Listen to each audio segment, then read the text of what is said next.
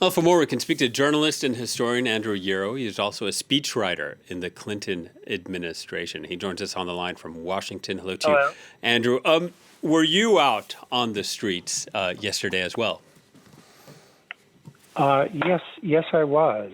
I was. And how do you measure the success or not of the protest? Is it from the size? Is it from the message? Or perhaps how many people that turned out that maybe voted for Trump? Well, it's hard to know if many people who voted for Trump turned out, but there were demonstrations in more than 1,200 cities across the U.S., and I was on the ground here in Washington at the near the Washington Monument, and there were certainly tens of thousands of people, expressing fear and anger toward Trump and Musk and Vance, principally Trump and Musk, around such a range of issues, every imaginable issue from the attacks on democracy to tariffs, free speech, social welfare programs, NATO, Ukraine, science, on and on. I could take up all our time talking about the issues. And, there was a great deal of creativity as well in the kinds of signs that people had up,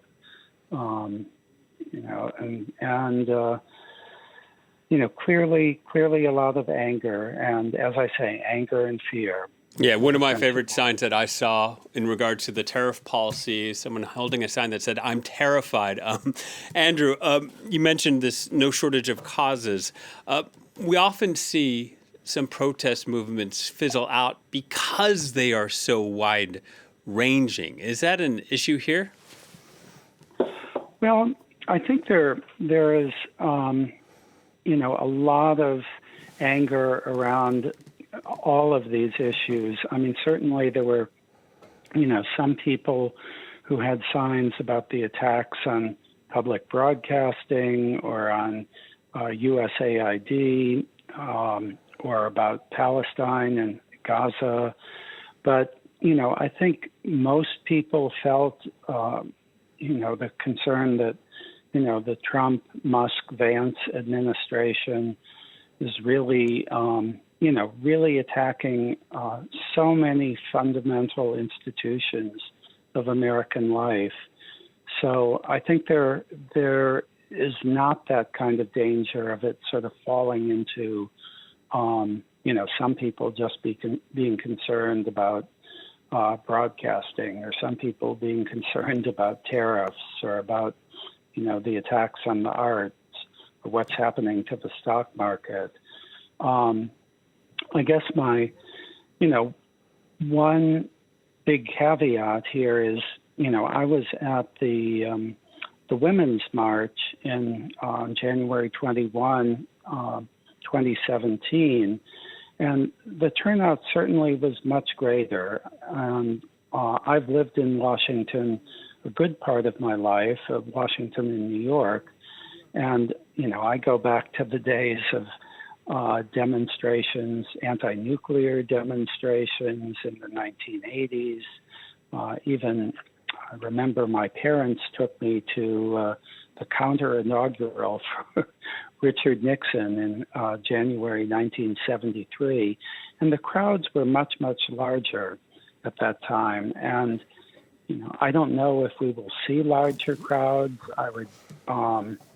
I think for this to start to make some difference, a larger turnout will matter, but it was striking. I mean, hearing even in small towns throughout America, there were protests, even driving on the streets in America. And Andrew, sorry to step in, just to make a point. Some of the organizers said that they wanted actually a contrast from that 2017 Women's March, specifically to have, instead of one large protest, perhaps to have many smaller ones, so that movement could be dispersed throughout America, in its big cities, in its smaller towns, in these rural areas.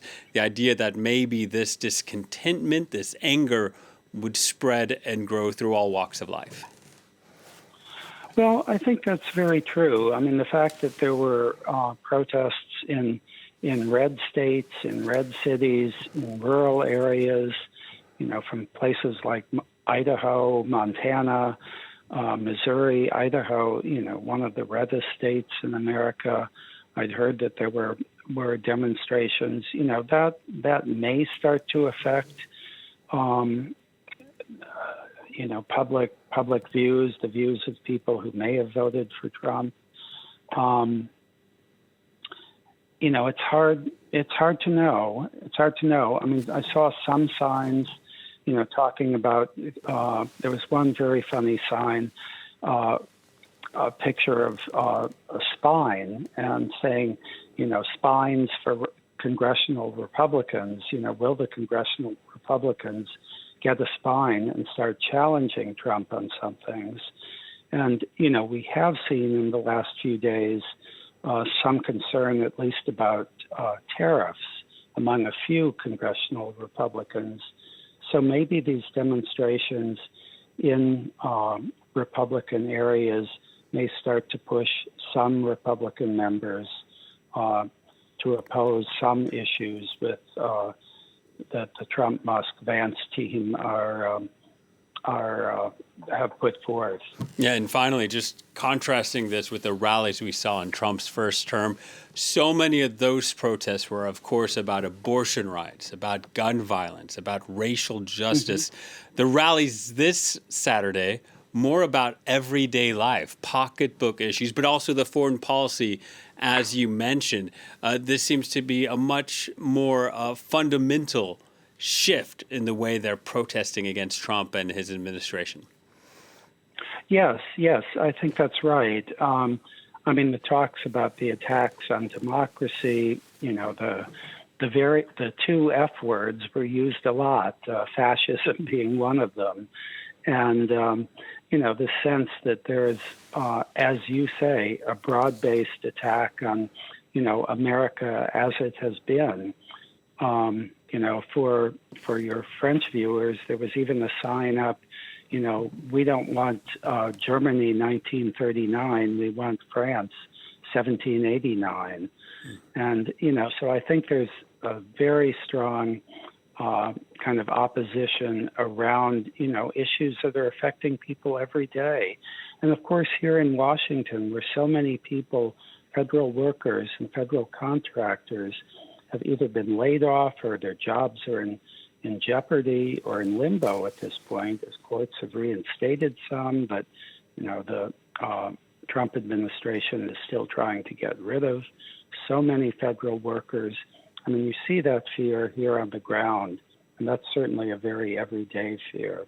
Andrew, thank you so much for your time. Andrew Yarrow joining us from Washington.